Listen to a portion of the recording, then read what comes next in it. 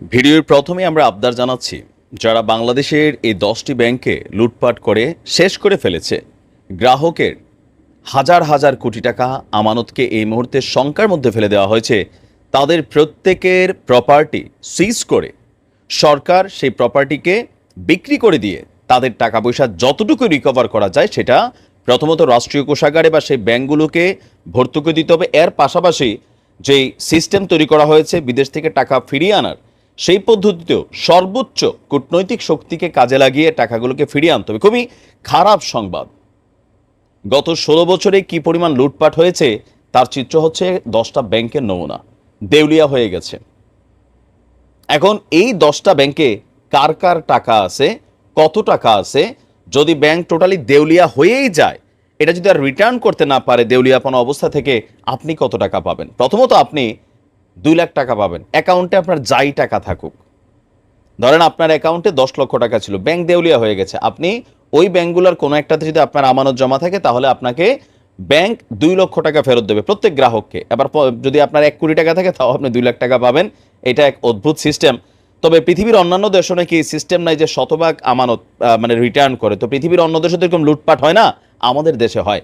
এবার এই ঘটনাগুলোতে আওয়ামী লীগের যত নেতা, এমপি, মন্ত্রী, প্রশাসন যারাই জড়িত, প্রত্যেকের সম্পদ সিজ করা উচিত অতি দ্রুত। জালিয়াতি এবং লুটপাটে দেশের 10টি ব্যাংক দেউলিয়া হওয়ার পর্যায়ে চলে গেছে। অন্তর্বর্তী সরকার এসব ব্যাংকে রক্ষার সর্বোচ্চ চেষ্টা চালাচ্ছে বলে জানিয়েছেন বাংলাদেশ ব্যাংকের গভর্নর আহসান এইচ মনসুর। আজকে কেন্দ্রীয় ব্যাংকে সমসাময়িক বিষয় নিয়ে গণমাধ্যম কর্মীদের সাথে আলাপকালে তিনি এই তথ্য জানিয়েছেন। কেন্দ্রীয় ব্যাংকের গভর্নর বলছেন, কোনো ব্যাংক শতভাগ দেউলিয়া হবে না বলে আমরা এখনো আশা করছি, তবে এটিও ঠিক যে অনেক ব্যাংক দেউলিয়া হয়ে গেছে। এমন অবস্থা 10টি ব্যাংকের। সরকার এসব ব্যাংকে বাঁচানোর জন্য সর্বোচ্চ চেষ্টা করছে। এখন এই 10টা ব্যাংক কোন কোন ব্যাংক, এটাকে এখনো হাইড রাখছে। এখন হাইড রাখছে কেন? জনমনে একটা ভয় ঢুকে যাবে। এই নিউজগুলো আসার পরে কালকে গিয়েই ওই ব্যাংকের ধরেন ভাঙচুর করা হবে, হয়তো জ্বালাইও দিতে পারে, সেখানে থাকা কর্মকর্তা কর্মচারীদের প্রাণনাশের ঘটনা ঘটতে পারে। তারা তো চাকরি করে, তাদের কোনো দোষ নাই। তবে দোষ আছে ব্রাঞ্চ ম্যানেজার থেকে ঊর্ধ্বতন, যাদের সাইনে, যাদের তদবিরে এখানে হাজার হাজার কোটি টাকা অনৈতিকভাবে লোন দেওয়া হয়েছে বা ঋণ দেওয়া হয়েছে। এমন পরিস্থিতিতে গ্রাহকদের আস্থা ফেরাতে ডিপোজিট ইন্স্যুরেন্স স্কিম 1 লাখ টাকার পরিবর্তে 2 লাখ টাকার করারও সিদ্ধান্ত নিয়েছে কেন্দ্রীয় ব্যাংক। আর ব্যাংক খাতের অবস্থার কারণে গ্রাহকদের কোনো ক্ষতি হবে না বলে গভর্নর বলছেন যে ব্যাংক খাতের 95% গ্রাহকের স্বার্থ নিশ্চিত করা হবে। বিশ্বের কোনো দেশেই ব্যাংকিং খাতের আমানতের শতভাগ গ্যারান্টি দেয় না, আমরা 95% গ্রাহকের স্বার্থ নিশ্চিত করছি। তো ব্যাংকগুলোর নাম কি?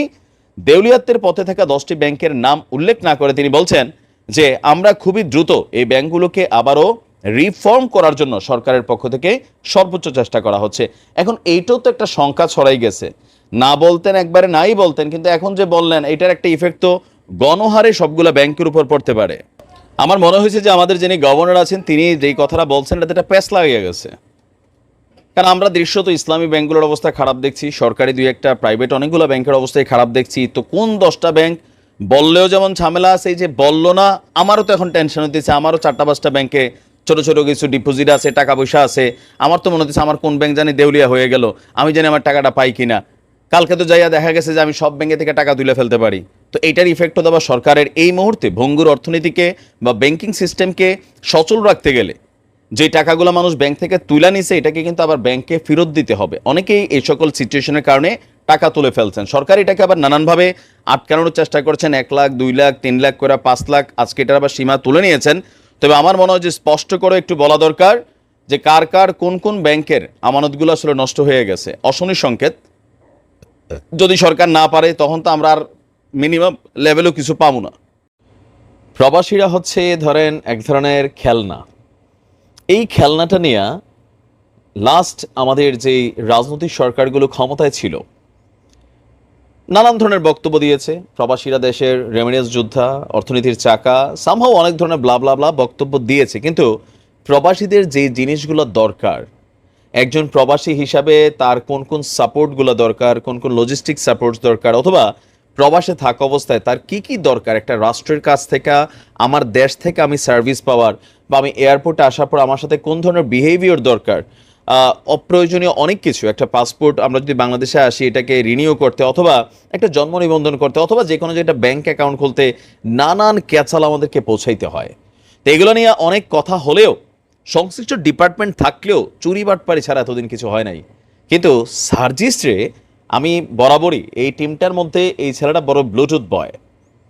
আপনাদের খেয়াল থাকার কথা যে বৈষম্য বিরোধী ছাত্র আন্দোলনের যে আন্দোলনটা চলছিল, তখন প্রবাসে থাকা অনেক বাংলাদেশিরা সৌদি, দুবাই, কাতার বিভিন্ন জায়গায় আপনার আন্দোলন করেছিল ওই দেশে। তো দুবাইতে আমাদের প্রায় 57 জন বাংলাদেশি, সম্ভবত 57 জন না আরো কম বেশি, সংখ্যাটা আমার খেয়াল নেই, অনেককে সেখানে গ্রেপ্তার করা হয়েছিল, কয়েকজনকে যাবজ্জীবন দেওয়া হয়েছিল। তো সেখান থেকে আমাদের যিনি প্রধান উপদেষ্টা আছেন ডক্টর ইউনূস সাহেব, তার রিকোয়েস্টে আরব আমিরাত তাদের অপরাধ ক্ষমা করে দিয়ে তাদেরকে রেহাই করে দিয়েছেন। তো গত রাত্রে প্রথম ধাপে 14 জন প্রবাসী বাংলাদেশে এসেছেন। আসার পরে এই যাবৎকালীন যে ঘটনা হয়নি, সার্জিসই হাসনা সম্ভবত গেছে কিনা আমার খেয়াল নাই, আমি দেখিও না ফুটেজটা ভালো করে।